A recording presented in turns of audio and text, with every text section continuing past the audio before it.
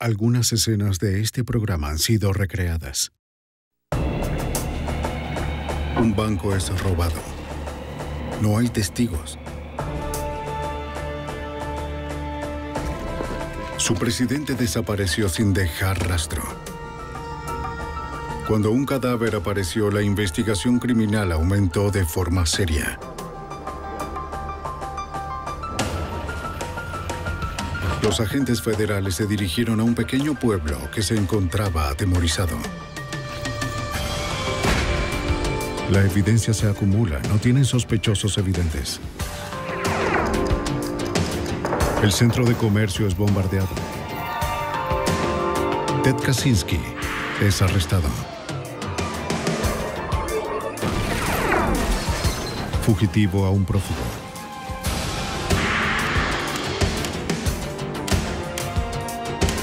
Los archivos del FBI. Cuando en la pequeña comunidad de Noel, Missouri, descubrieron que su banco fue robado, estaban impactados. Y cuando el presidente del banco desapareció, se indignaron. Pero las cosas no siempre son como parecen. Y cuando las pistas comenzaron a surgir, los hechos fueron más horribles de lo que nadie hubiese imaginado. Soy Jim Castron, exdirector del FBI en Nueva York. Para los agentes federales, el robo de este banco se convirtió en un caso complicado de la ciencia forense y de una tenaz determinación. Hermanos de sangre. Puente Koskin sobre Grand Lake, Oklahoma, poco después de las 3 de la madrugada.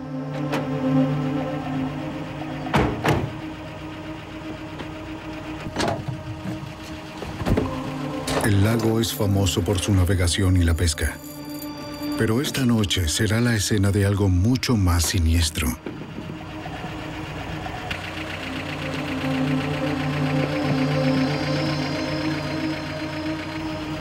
Un crimen macabro, planeado y ejecutado de forma meticulosa. Haré lo que quieras.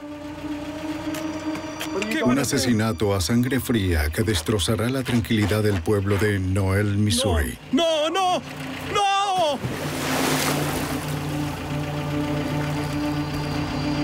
Vámonos.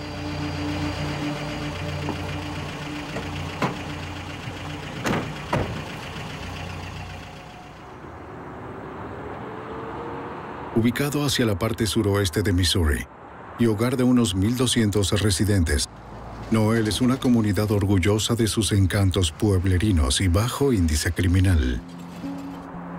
En la mañana del 6 de octubre de 1989, Pauline Conrad se dirigió a trabajar en el Banco Estatal de Noel.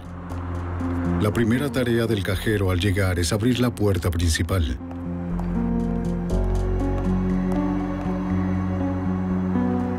Pero Conrad encontró las puertas abiertas. Pensó que quizás el presidente del banco, Dan Short, había llegado temprano.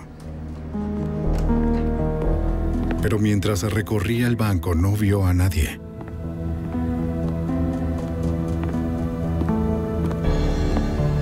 En instantes, Conrad se percató de que habían robado la bóveda. La policía de Noel y el alguacil del condado de McDonald, de Missouri, respondieron a la llamada del 911 de Conrad. También llamaron al FBI, ya que el banco estaba asegurado por la CFSD, la Corporación Federal de Seguros de Depósitos. Enviaron a un agente a investigar desde la oficina cercana de Joplin, Missouri. Toda la escena se fotografió de forma meticulosa y se examinó por huellas. El agente observó que habían apagado la cámara de seguridad y que fue pintada con aerosol. Los casquillos encontrados debajo de la cámara indicaron que los asaltantes usaron un arma calibre .45. Los investigadores descubrieron que los ladrones huyeron con más de $71,000, incluyendo 145 kilos de monedas de 25, 10 y 5 centavos. También guardamos dinero aquí. De forma extraña, más de $100,000 en billetes fueron dejados en un cajón sin llave. El presidente del banco, Dan Short, era uno de los 4 empleados con acceso a la bóveda y su tiempo de cierre. Sin embargo, fue el único de los 4 que no había llegado esa mañana. Interrogarlo era esencial para la investigación. El vicepresidente del banco, Mark Ullman, le dijo a los investigadores que Short tenía pensado trabajar hasta tarde la noche anterior. El temporizador de la bóveda no fue activado esa noche. Dan fue a trabajar y tenía la costumbre de hacerlo hasta tarde, a diferentes horas en la semana, pero esa noche en particular lo puso en espera, de modo que pudiera regresar después y abrir la bóveda de forma manual. Los agentes se preguntan si de hecho Dan Short regresó al banco esa noche. El alguacil condujo hasta la casa de Short en Arkansas, cerca de la frontera de Missouri. Pero no había nadie en casa y su camioneta roja no estaba. La ausencia de Short alarmó a los investigadores. No podían evitar preguntarse qué papel jugó el banquero en el robo. En pocas horas se esparció la noticia del crimen en la comunidad asombrada. Noel es una ciudad pequeña, con su industria principal, la planta procesadora, tiendas pequeñas y comerciantes. Una ciudad tranquila, con turismo en sus ríos en el verano, ese tipo de cosas. En pocas palabras, una ciudad pequeña común.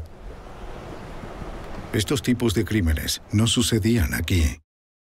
Reportes sobre el asalto y la desaparición del presidente del banco inundaron los noticieros de Noel.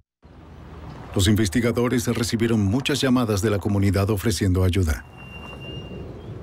Una llamada de un empleado en la industria Sibley, afuera de la ciudad, dio a los investigadores su primera pista. Escucha, llegué esta mañana y vi esa camioneta estacionada. Reportó una camioneta roja abandonada en el estacionamiento de la fábrica. La camioneta estaba registrada a nombre de Dan Short. Los investigadores encontraron envoltorios de monedas esparcidos en la parte trasera. Un paquete de centavos. Se revisó la camioneta para buscar huellas, pero solo se identificaron las de Short. Hay que investigar todo. Sí, correcto. El hallazgo de la camioneta aportó al agente del caso, el veterano con 19 años en el FBI, Ladell Farley, varios escenarios a seguir. Al final del primer día, no sabíamos si se trataba de un banquero secuestrado o si el banquero, el señor Short, había huido con el dinero. Se revisaron los movimientos de su tarjeta de crédito, se recorrieron los aeropuertos, se revisaron las agencias de alquiler de autos por si había rentado uno. Pero sobre todo buscamos su cuerpo, con vida o no, en los alrededores de Noel. Aún con él desaparecido, los investigadores obtuvieron una orden de registro para la casa del presidente, esperando encontrar algo que los llevara a su paradero. Policía estatal, ¿hay alguien en casa? Señor Short. Adentro todo estaba tranquilo.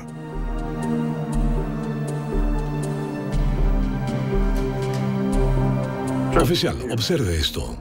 En la cocina descubrieron un bote de basura volcado que indicaba quizás una pelea.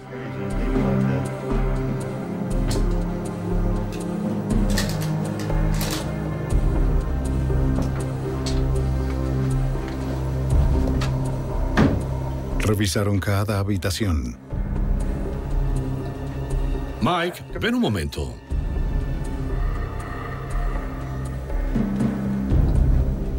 Junto a la cama encontraron los anteojos de Short en la mesa de noche. No iba a ningún sitio sin ellos. Gracias. Parecía que el banquero salió apresurado. Es posible que se haya ido y... Sí. Aún así, era imposible determinar por la búsqueda si había huido o si fue secuestrado. Sin señales de Short, los agentes recorrieron su vecindario buscando una pista. Una vecina, Carol Dryden, recordó ver varios vehículos detenerse en el garaje de Short la noche del robo. El fiscal auxiliar Mike Jones estuvo involucrado en la investigación. Según Jones, la declaración de Dryden fue crucial. Entonces decidimos darles uno. Cerca de las 2 de la mañana, lo cual nos dio el primer marco temporal. Ella vio luces de autos en la propiedad de Dan Short y luego entre 15 o 20 minutos los vio alejarse del garaje. Pero el testimonio de la vecina no puso al FBI en camino de encontrar a Short. El alguacil del condado McDonald, Don Leishman, era un investigador principal en el caso y coordinó la búsqueda masiva por el banquero en el área cercana a Noel. Establecimos centros de comando en la zona oeste de Noel. Se desplegaron grupos con rutas a recorrer. La patrulla tenía su helicóptero y nosotros nuestros aviones. Comenzamos una búsqueda por tierra y desde el aire. Partiendo de la ubicación donde se encontró la camioneta de Short, equipos de búsqueda registraron el área en círculos concéntricos, esperando encontrar un rastro de Short en las cercanías. 5 días después del crimen, aún no había rastros del presidente del banco. Mientras se expandía la búsqueda a Farley y 22 agentes de la oficina de Kansas formaron equipo especial con la fuerza policial local. Para albergar ese número de personas, el FBI estableció comandos en la armería del lugar. Mientras desempacaban, seguían llegando pistas de los residentes. Un dato provino del camionero Buddy Mills. Tras escuchar sobre el asalto, Mills le informó a la gente lo que vio en la carretera de Noel la mañana del robo. Fue a las 3 de la mañana. Al regresar del trabajo cerca de las 3 de la mañana, él vio 3 vehículos saliendo de la ciudad. Uno de ellos coincidía con la descripción de la camioneta roja de Short. Avanzó junto con una camioneta bicolor. La otra camioneta oscura siguió a Mills por un tiempo, hasta que tomó la ruta hacia la cercana Arkansas. Esto concordó con los autos que Carol Dryden recordó ver fuera de la casa de Short a las 2 de la mañana. El relato de Mills reforzó el marco temporal para el crimen. Farley se reunió con la ex esposa del presidente del banco, Joyce, quien estuvo casada con Short por 25 años. A pesar de su reciente separación, Joyce destacó que era un padre amoroso con sus 2 hijos. ¿Quieres hablar un poco con usted sobre su esposo? Tras trabajar muy cerca de él en el banco durante algunos años, nunca presenció ninguna irregularidad. Sin embargo, Short era el único sospechoso del FBI por el momento, y luego de varios días de búsqueda, seguía desaparecido. El 11 de octubre, una pareja que pescaba en Grand Lake, más allá de la frontera estatal de Oklahoma, buscaba un buen lugar para lanzar el sedal. Se dirigieron a su lugar sombreado favorito. Esperando atrapar a algún róbalo, avistaron lo que parecía un grupo de algas flotando en el agua. Al acercarse, hicieron un descubrimiento espantoso.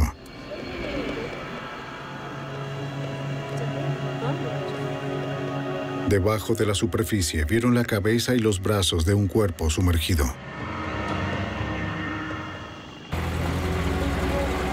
Cinco días después del robo del Banco Estatal de Noel, Missouri, un cadáver apareció.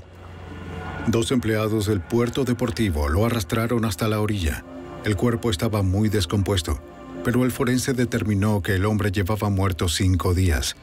Luego de que alguien muere, las bacterias comienzan a romper los tejidos blandos de los órganos, liberando compuestos gaseosos. ¿Crees que sea caucásico? Después de varios días, los gases llenan el cadáver y pueden elevar el cuerpo sumergido a la superficie. El alguacil Don Schlesman recordó que los restos hinchados trajeron otros objetos del fondo del lago. Tenía atados una cadena, un bloque de concreto y parte de una silla. Y en verdad fue una escena espantosa. Un cadáver flotará hasta que la piel se desgarre, liberando los gases. Luego el cuerpo se hundirá hasta el fondo. Si la pareja no hubiera visto el cuerpo ese día, quizás nunca lo hubieran encontrado. Se determinó luego que la hora de la muerte era coherente con la desaparición de Dan Short. El alguacil encontró una billetera en el bolsillo trasero de la víctima. Dentro estaba una licencia de conducir que confirmó su identidad. Era Dan Short. El alguacil contactó al FBI. La búsqueda de Dan Short, de 51 años, terminó y una investigación de homicidio comenzó. Su aparición, la cual desafiaba a las personas que lo asesinaron, nos dio información sobre lo que sucedió y también el enfoque que requeríamos en la investigación para poder dirigir nuestros recursos en adelante. Farley y su compañero Larry Nolan se apresuraron al lago para llevar a cabo su propia revisión del cuerpo. La primera tarea del agente especial Nolan era preservar la evidencia. La decisión que tomamos entre todos fue la de liberar al señor Short de la silla. En ese momento lo solté y conservé el bloque de concreto, la cadena de grúa, la silla y también la cinta adhesiva. Vamos a levantarlo. ¿Lo tienes? Sí. Bien. Con el cadáver de Short libre de su trampa mortal, el forense retiró el cuerpo. El examen forense determinó que la causa probable de muerte fue ahogamiento. Los investigadores examinaron y fotografiaron la silla con el bloque, la cadena y la cinta adhesiva antes de enviarlas al laboratorio del FBI en Washington, D.C. El equipo especial habilitó una línea directa y publicó las imágenes de la silla para alertar al público, esperando que alguien se presentara con información. Era obvio por el análisis de la silla y de los equipos, por así decirlo, que le ataron el cuerpo y por la ubicación de Short, que murió de una forma espantosa. Todo indicaba que estaba consciente cuando fue arrojado del puente unos 10 metros hacia el agua. La línea directa se abarrotó de llamadas que ayudaron a construir un expediente de más de 80 sospechosos.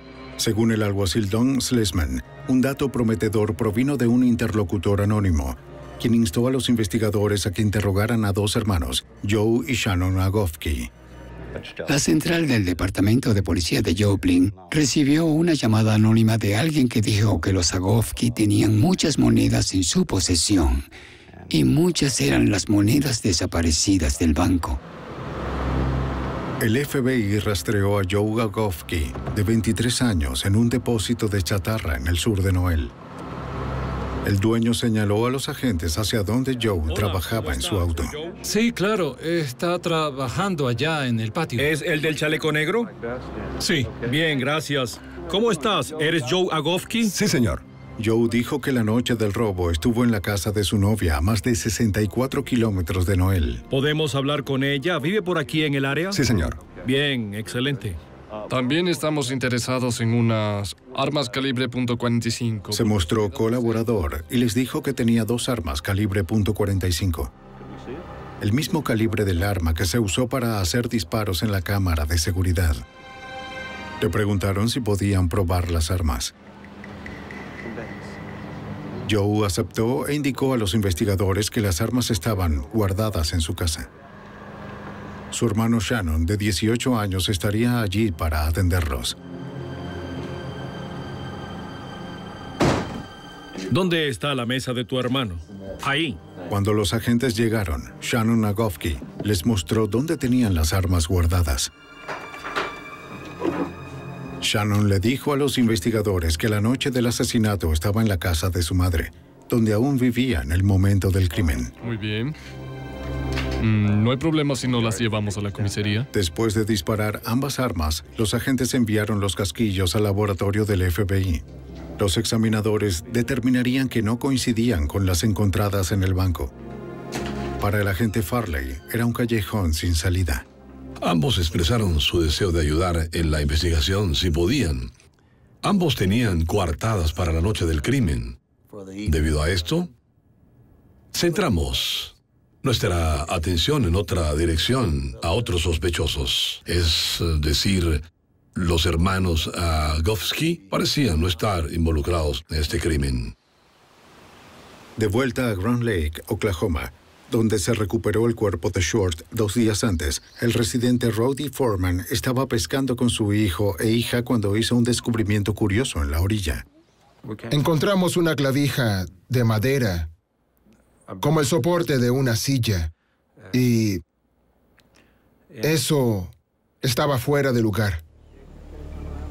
Junto a la parte de la silla, Foreman encontró un trozo de cinta adhesiva. Habiendo visto las fotos en el periódico, pensó que podría ser parte de la silla encontrada con el cuerpo de Short.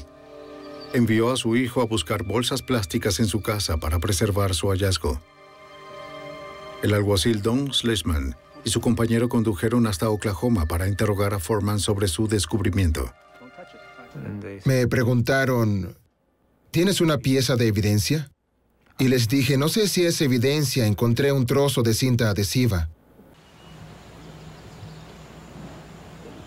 Y su respuesta fue, Dios mío, ¿no es maravilloso? Estaban buscando huellas, y tan clara como el agua había una huella allí. La huella parecía estar hecha de grasa de carro, inmune al agua del lago. Pero los investigadores aún tenían que probar que la cinta fue usada en el crimen. A pesar de que la cinta contenía huellas, esa pieza de evidencia no era relevante a menos que se demostrara que era parte de la silla o del objeto en el cual el señor Short fue ahogado.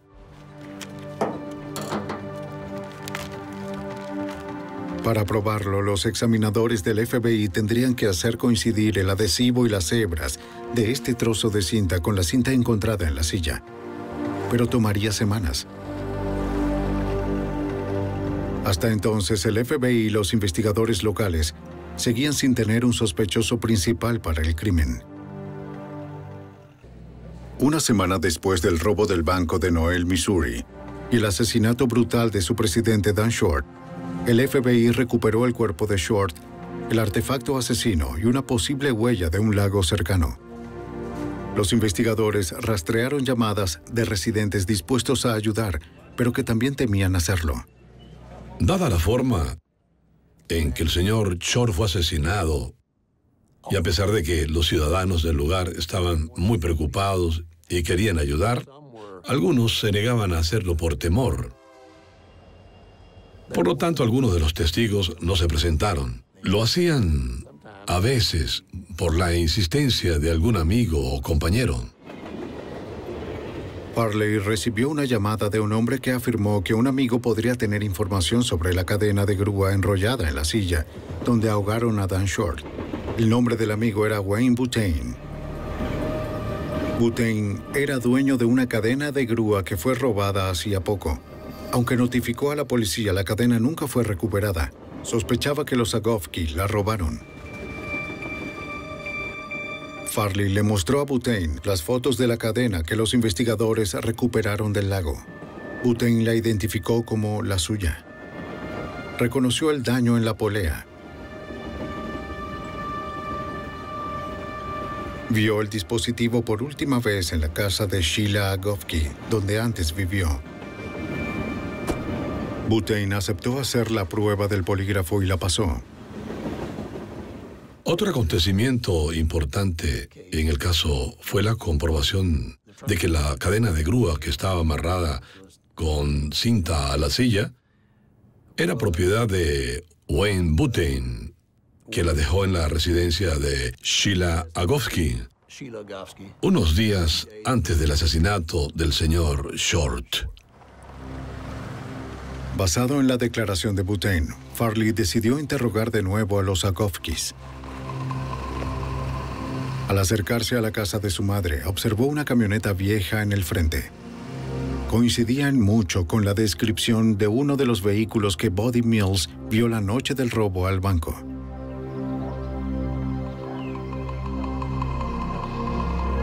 ¿Puedo ayudarlo en algo? Sí, señora. Farley interrogó a Sheila sobre la cadena de grúa desaparecida, pero ella afirmó no recordar nada. ¿Y una cadena de grúa como esta? También corroboró la coartada de Shannon, diciendo que estuvo en su casa la noche del robo. No sé nada al respecto. No tengo idea. Está bien. Está bien. No puedo ayudarlo en nada. Aprecio su tiempo. Estaremos en contacto. Farley se fue, sospechando que ella sabía más de lo que decía.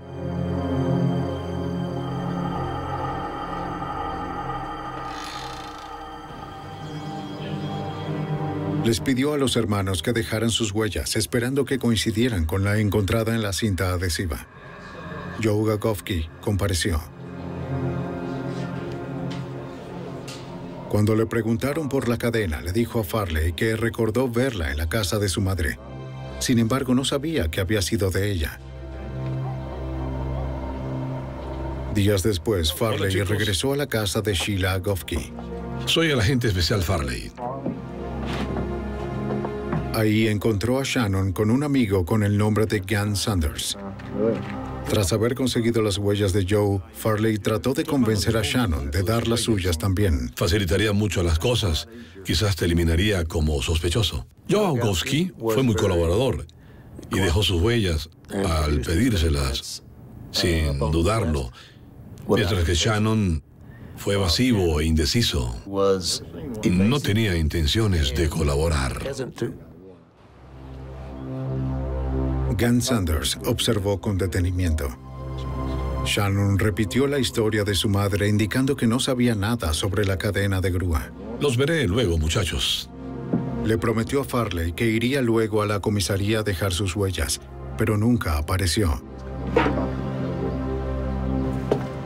Aunque al principio Farley descartó a los Agofsky como sospechosos, notó que lo que Shannon y Joe recordaban sobre la cadena era contradictorio. Ahora decidió examinar más a fondo sus antecedentes. Al investigar los registros financieros de la familia, Farley descubrió que 9 años antes ambos recibieron dinero por un arreglo con el seguro, después de que su padre muriera en un accidente aéreo. La opinión general era que aún tenían bastante dinero, haciéndolos candidatos poco probables para el robo de bancos. Pero Farley descubrió que no era así. Aun cuando todos recibieron una cantidad de dinero considerable, en ese momento, Joe gastó su parte. Su madre gastó gran parte de su porción. Y Shannon Agofsky aún tenía gran parte del dinero en un fondo, pero no estaba disponible hasta cumplir 21 años. Los agentes descubrieron que hacía poco ambos hermanos compraron autos con efectivo. Sin embargo, ninguno trabajaba.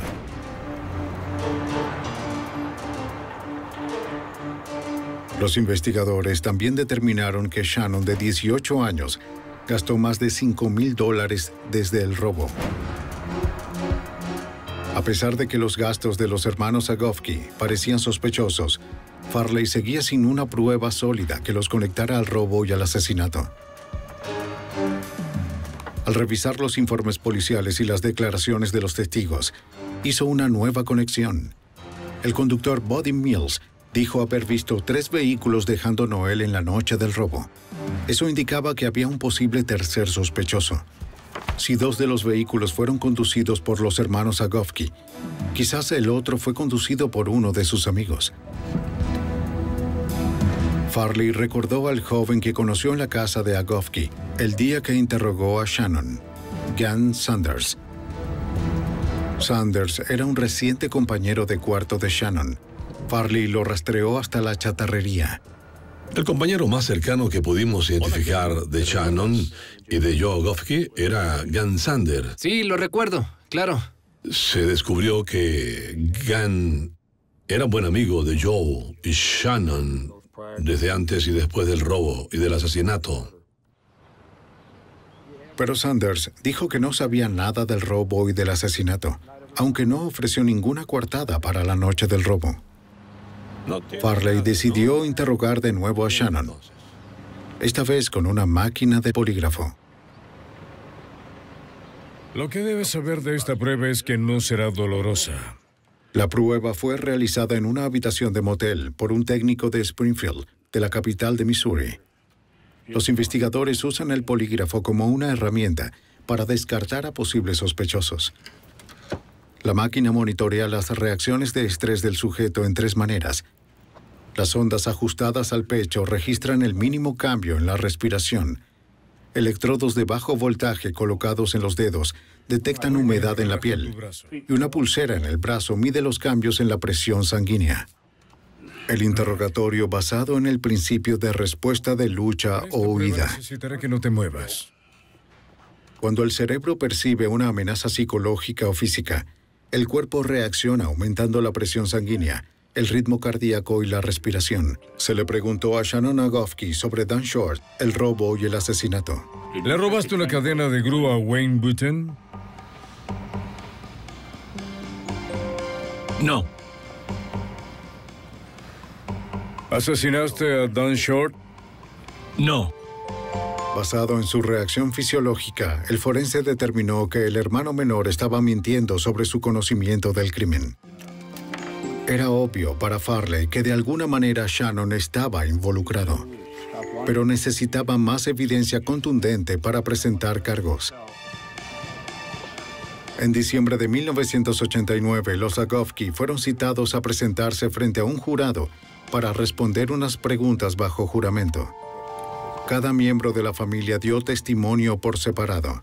Todos, Shannon, Joe y Sheila, negaron algún conocimiento del robo del banco y del asesinato de Dan Short. Después del interrogatorio, se le solicitó de nuevo a Shannon que proporcionara las huellas de forma voluntaria. Entonces aceptó y fijó una cita. En Washington, D.C., los analistas del FBI continuaron examinando los artículos enviados por los agentes en Noel, tratando de hacer coincidir la parte de la silla y la cinta recuperada por Foreman con la silla y la cinta que estaba atada a Dan Short. Un forense confirmó que la madera encontrada por Rowdy Foreman formaba parte de la misma silla a la que Dan fue atado. El trozo de cinta con la huella era la pieza de evidencia más prometedora. Pero ¿la cinta usada coincidía con la de la silla y el cuerpo? Sí, coincidía. Los forenses fueron capaces de relacionar estas porciones de cinta al comparar el desgarro, las fibras y el adhesivo. La cinta encontrada por Foreman tenía 2 huellas en ella. Compararon las huellas con las de Joe Agofsky, pero no coincidieron. Farley recordó que este descubrimiento no fue una mala noticia. El forense de huellas me notificó que las encontradas en la cinta eran similares a las de Joe Agofsky, pero no idénticas. Y me advirtió que las huellas de hermanos a menudo eran similares en su patrón. Por lo tanto, obtener las huellas de Shannon Agofsky era imprescindible. A pesar de que le dijo al gran jurado que suministraría sus huellas, Shannon nunca lo hizo. Pero esta vez Farley obligaría a Shannon a cumplir al presentarle una citación. De mala gana, Shannon Agofsky concedió sus huellas al FBI 5 meses después del robo y del asesinato. Dado que comparar sus huellas con las encontradas en la cinta tomaría semanas, Shannon era libre de irse. Pero el agente Farley no se quedó de brazos cruzados. Sabía que Gun Sanders era cercano a ambos y quizás sabía más del crimen de lo que declaró. Así que decidió confrontarlo.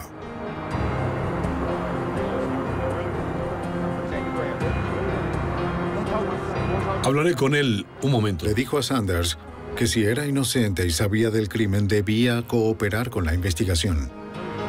Pero si Sanders estaba protegiendo a los Agofsky y eran acusados del robo y del asesinato, sería encarcelado por encubrimiento y complicidad. Pero aún sin una coartada sólida, seguía como sospechoso del crimen. Pero Sanders no dijo nada. Se mantuvo fiel a los hermanos.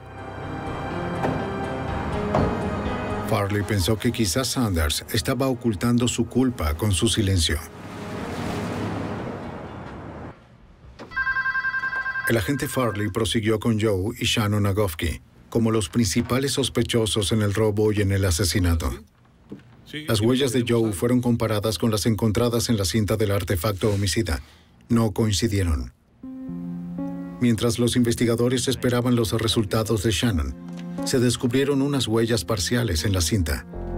Ahora el FBI necesitaba huellas nuevas de Shannon, una nueva perspectiva para hacerlas coincidir con las huellas parciales de la cinta.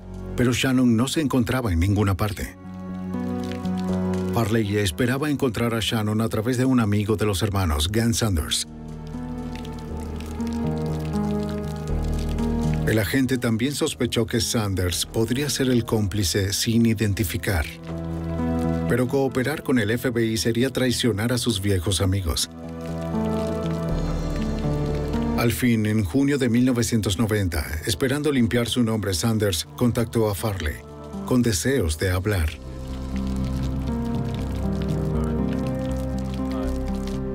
Los investigadores le dijeron a Sanders que pensaban que él había ayudado a cometer el robo del banco y el asesinato con los hermanos Agofsky.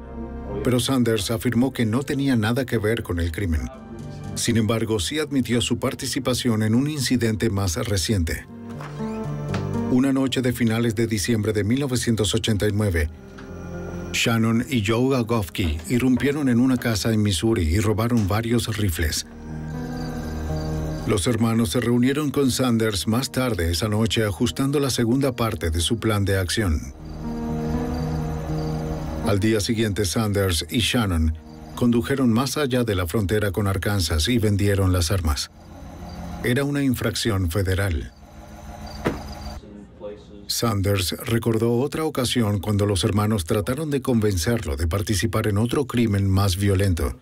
Meses después del asesinato de Dan Short, el alguacil Don Schlesman recordó cómo los Agofsky trataron de reclutar a Sanders.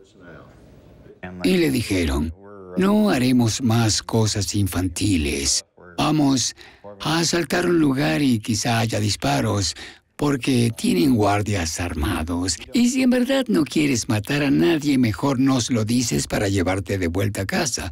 Gant les dijo que no quería estar involucrado en algo como esto, así que dieron la vuelta y lo llevaron a casa.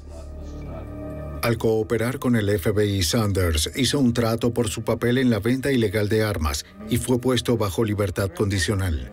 También fue descartado como tercer sospechoso en el robo del banco, pasando la prueba del polígrafo 3 veces. Con la ayuda de la declaración de Sanders, Farley emitió una orden federal para Shannon Agofsky. Fue acusado por transportar y vender armas fuera de la frontera del estado. Dado que Joe no estuvo involucrado en la venta, no fue acusado. Las autoridades ubicaron a Shannon en un pueblo en Arkansas varios meses después. Manos arriba, salga, salga. Al arrestarlo, la policía revisó su auto y encontró varios bolsos con monedas en el maletero. Shannon fue entregado a las autoridades en Missouri y fichado en la Corte Federal de Springfield. Andando. Mira aquí. Bien. Mientras era procesado, Farley obtuvo el conjunto de huellas de Shannon que los forenses estaban esperando. El laboratorio del FBI necesitaba una vista frontal y otra posterior de las huellas para compararlas con las dos huellas parciales en la cinta usada en el asesinato de Dan Short. Pero su hermano mayor Joe seguía libre y Farley tenía poca evidencia para conectarlo a los crímenes. Los investigadores sabían que los hermanos seguían en contacto mientras Shannon estaba en prisión. Dado que todas sus conversaciones eran grabadas, los agentes echaron un vistazo a la relación de la familia Agofsky. Shannon hizo algunas llamadas a su madre y a Joe. Según el fiscal auxiliar Mike Jones, una llamada fue incriminatoria en particular. Shannon le preguntó a Joe si era posible que armáramos un caso contra él, y Joe le dijo que no seríamos capaces de relacionarlo con la escena. Farley sabía que los hermanos estaban preocupados, pero la llamada no fue suficiente para arrestar a Joe. Luego, unos días después, al fin recibió los resultados del laboratorio. Esas huellas resultaron ser las huellas de Shannon Agofsky. Se determinó que la cinta provenía de la silla en la cual el señor Short estaba atado. Por lo tanto, ese trozo de cinta se convirtió en la pieza de evidencia más importante en el caso. Ahora Mike Jones tenía un caso sólido contra Shannon. Sabíamos que íbamos a acusar a Shannon una vez que obtuviéramos esas dos primeras huellas y luego nos concentraríamos en Joe para tratar de armar un caso en su contra. Encontrar evidencia en contra de Joe fue una tarea difícil. Nada lo relacionaba de forma directa con el crimen. De nuevo, Farley revisó los registros financieros para ver cuánto había gastado Joe. Tratamos de identificar todas sus transacciones en efectivo y así determinamos que había gastado unos $19,000 en efectivo durante los 16 meses que siguieron al robo. Durante este tiempo estuvo desempleado y no había explicación lógica para que tuviera tanto dinero. Analizando los registros telefónicos de Joe, Farley hizo otro hallazgo importante. Joe hizo varias llamadas de larga distancia a la casa de su novia durante los días previos y posteriores al robo. Sí. Las llamadas destruyeron su coartada. Joe declaró que se quedó con ella todo el tiempo. Contactaron a Sanders para un interrogatorio adicional, esperando que pudiera decir más sobre la implicación de Joe. Sanders les contó a los agentes sobre una conversación que tuvo con ambos hermanos. Ese suceso ocurrió en la chatarrería de Sammy Skaggs. Los tres trabajaban en uno de los autos y Sammy Skaggs les informó que el banquero de Joplin había venido a buscar su auto. Al parecer, eso generó un comentario, creo que de Joe, sobre lo que debían hacer los tres era seguir a un banquero, seguirlo hasta su casa, atraparlo, secuestrarlo y forzarlo a llevarlos al banco y abrir la bóveda. En ese momento, Sanders estuvo de acuerdo en que sería una forma fácil de hacerse rico. El plan mostró de forma siniestra lo que pudo haberle pasado a Dan Short. Era obvio para el FBI que los hermanos tenían el conocimiento, el motivo y la oportunidad de llevar a cabo el homicidio y el robo. Basados en la evidencia reunida, Joe Agofsky fue arrestado más de 2 años después del espeluznante crimen. Ambos hermanos fueron acusados de 3 cargos federales relacionados al robo del banco y al asesinato. ¿Pero la evidencia sería tan sólida como para condenar a los hermanos? Los investigadores confiaban en que sí. Casi 3 años después del robo al banco y cruel asesinato, el agente del FBI, Ladell Farley, entregó a los fiscales toda la evidencia que el equipo especial había reunido. Al revisar sus expedientes, los agentes le describieron los planes y acciones de los Agofskys al fiscal auxiliar Mike Jones y sus colaboradores. Estaban decididos a probar sin duda alguna que los hermanos cometieron el crimen.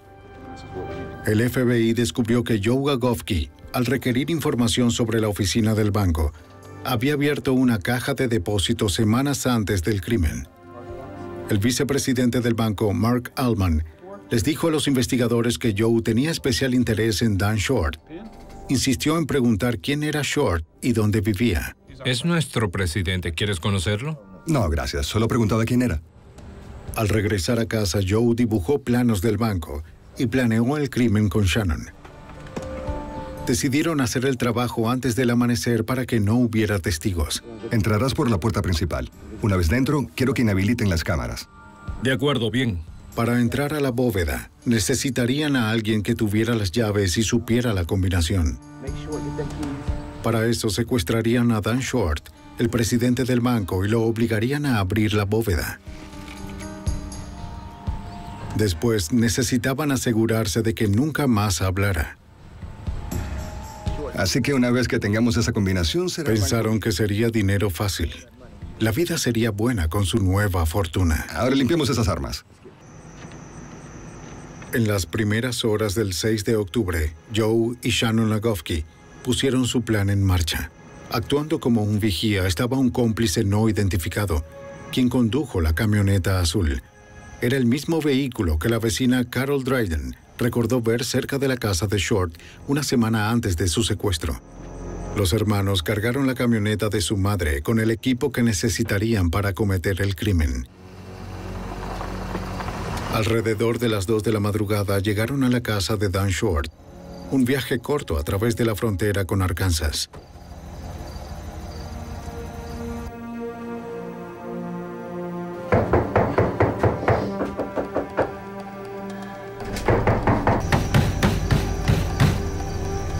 Poco después, él despertó de un sueño profundo.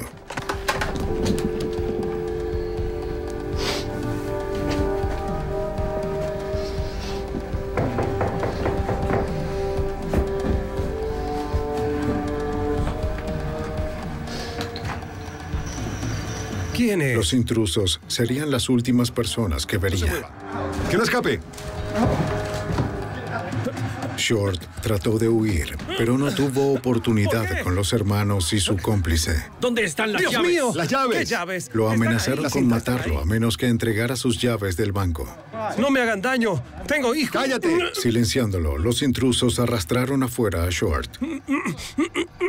El horror continuó mientras empujaban a Short en el asiento delantero de la camioneta.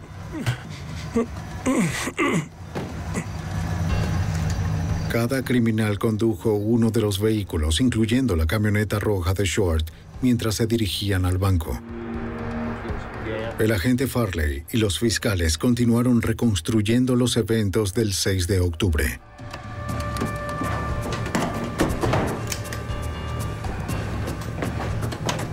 Los Agofsky y su cómplice se detuvieron en el banco, un recorrido breve desde la casa de Short.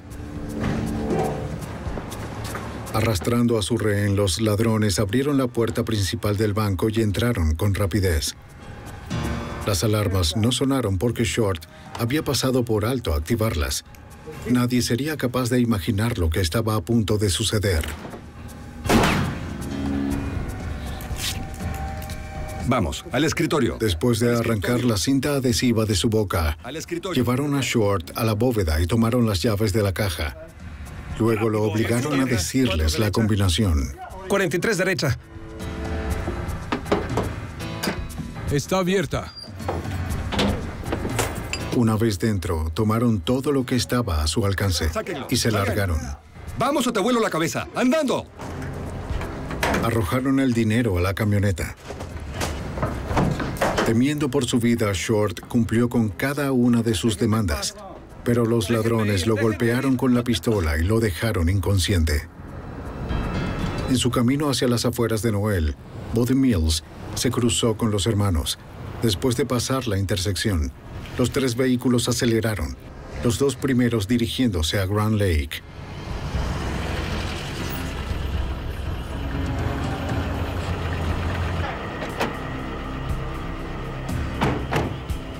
Al llegar a Grand Lake, a unos 35 kilómetros de Noel, los dos vehículos se detuvieron junto al punto más alto de Cowskin Bridge.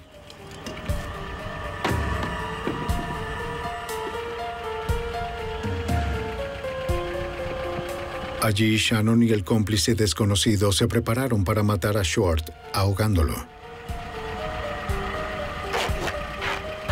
En su apuro, Shannon se quitó sus guantes para asegurar un trozo de la cinta. Y sin darse cuenta, dejó unas huellas de grasa. ¡Eso no es necesario! ¡Para! ¡No lo hagan! Luego los dos ataron la cadena de grúa robada. Haré lo que sea, lo que quieran. Al terminar, cargaron a Short sobre el puente. ¡No! ¡No! ¡No! Y lo lanzaron abajo, a las aguas oscuras. En el primer juicio en septiembre de 1992, la evidencia era tan sólida como para persuadir a un jurado de acusar a Shannon y a Joe Agofsky de 3 crímenes federales relacionados al robo, el secuestro y el uso de armas durante los actos ilícitos. En el juicio estatal, solo Shannon fue encontrado culpable del asesinato. A pesar de que el cómplice no identificado nunca fue encontrado, se determinó que los hermanos Agofsky eran las mentes maestras y los perpetradores principales del crimen. No se hizo ninguna acusación en contra de su madre Sheila. Sin duda alguna, fue la investigación más difícil en la que estuve involucrado como agente del FBI en 29 años, como investigador de varios crímenes. Este fue un crimen inusual y espantoso. Hoy Joe y Shannon Agofsky cumplen condena sin libertad condicional. Por su cooperación, Gunn Sanders cumplió el periodo restante de su libertad condicional. Noel regresó a la normalidad. Se cerró un capítulo violento en su historia. Sin embargo, dado los crímenes de estos hermanos de sangre, nunca será el mismo lugar tranquilo e inocente que una vez fue.